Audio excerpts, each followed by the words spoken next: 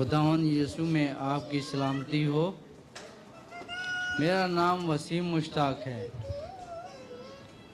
और मैं ताल्लुक़ पाकिस्तान से है। आज शाम मैं आप सबको इस मौज़े के बारे में बताना चाहता हूँ। खुदावन ने मेरी ज़िंदगी में क्या किया। मैं 2003 में हांगकांग में आया और अपनी ज़िंदगी के रोज़मर्रा ज़रूरियात के लिए काम करने लगा। यहाँ खुदावन ने मुझे मेरा जीवन साथी भी अता किया और एक गुड़िया जैसी बेटी से भी नवाजा। हांगकांग जैसे बड़े और पुररौनक शहर की मौज मस्तियों में ज़िंदगी जल्द ही ऐसे खो गई कि मुझे खुद से मेरे खुदावन से ऐसा दूर किया कि मैं खुदावन को बिल्कुल भूल गया। मैंने अपनी ज़िंदगी के तोहफों को बजाय खुदावन की हम करने के शैतान की बातों को पसंद करने लगा। मैं दिन रात शराब नोशी में मदहोश रहता था, मगर बगैर शराब के दिन नहीं गुजरता। लड़ाई झगड़े मेरा मामूल थे। कई बार पुलिस वालों से लड़ाई की, कई बार अपने गलत कामों की वजह से जेल काटी और लोगों से तरकलामी कर रहा, गाली देना, झूठ बोलना, बीवी से लड़ाई, सब मेरे लिए ऐसा था जैसे मैं सब ठीक कर रहा हूँ, बाकी लोग गलत हैं। मुझे कई बार दोस्तों ने कहा कि चर्च जाओ, मगर मैं यहाँ के पाकिस्तानी पादरी साहिबान को अच्छा नहीं समझता था और उनके लिए बुरे लफ्ज़ इस्तेमाल करता था।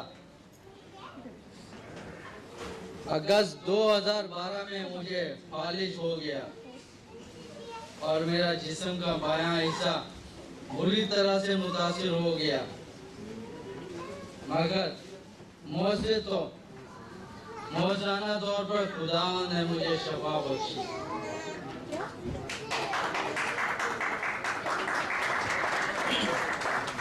और मैं जल्द सेहतयाब हो गया।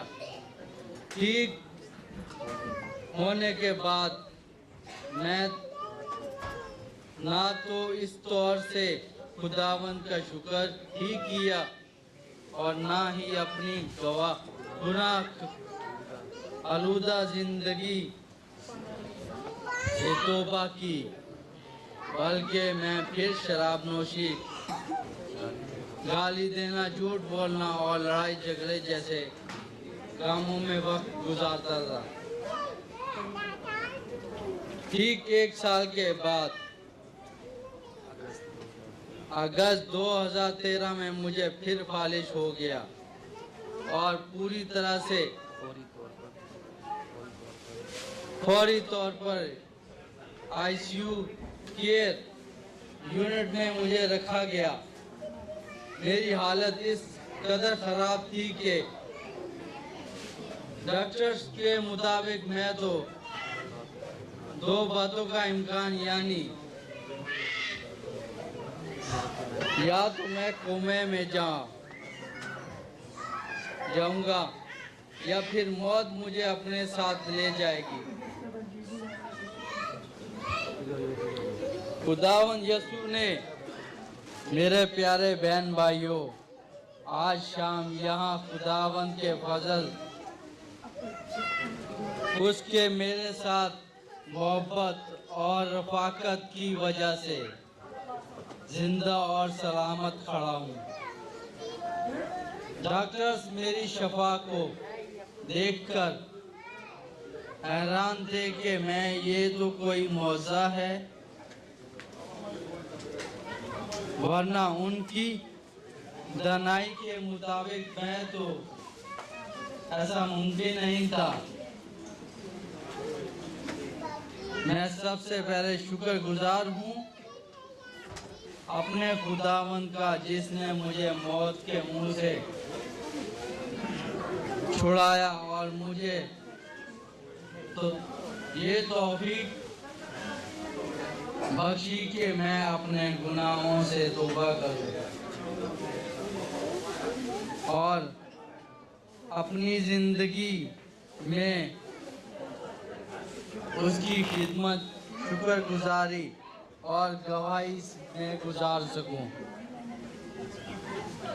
मैं शुक्रगुजार हूँ पादरी कामरान, पादरी विक्टर और आप लव एंड पीस मिनिस्ट्री का, जिन्होंने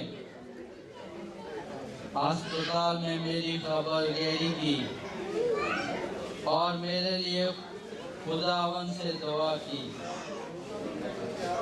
मैं आपसे ये इकरार करता हूँ कि खुदावन ने मुझसे ऐसी मोहब्बत रखी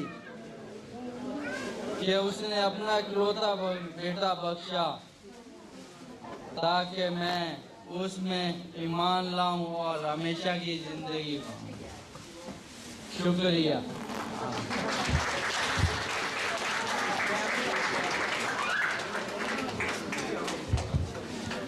Brother Wasim Mushtaq came to Hong Kong in 2003 and he tried to do some work for his basic needs, but soon he was involved in alcohol and all other kinds of bad activities. He fought with police many times and he was jailed for several times, and the worst thing it happened to him, he became an alcoholic, and which took him far, far away from God. He belongs to a Christian family back home in Pakistan, and August 2012, he had a severe stroke on left side and he was paralyzed. He was hospitalized, but in a miraculous way, God healed him very soon and he was able to walk. But instead of giving thanks to God for that healing, he went back to all his previous activities: drinking, fighting, abusing, and all other kinds of bad activities. And very next year, after 1 year, in 2013, in the month of August, he had another stroke on left side, which almost killed him. And when he was hospitalized, the doctors took him into intensive care unit. And according to the doctors, I visited him personally, and doctor said he might lose his memory, he might go to coma, he might die, because the chances are very, very low. Because this is the second stroke he had.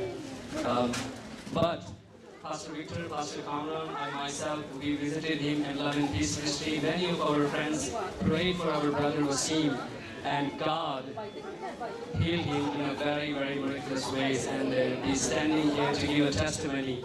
Then in the hospital, he said, "I'm going to surrender my life to Jesus Christ. Now I know that He has a purpose for my life, because doctor already told me that I have very less hope. And please pray for me that I may live." And in the hospital, he decided to follow Christ. Now, since then, several months have been passed. He completely came to Christ. No more alcohol, no more abuse, no more fights. Life is in very much peace, and he is testifying Christ wherever he goes, and a regular member of Love and Peace Ministry. Thank you very much.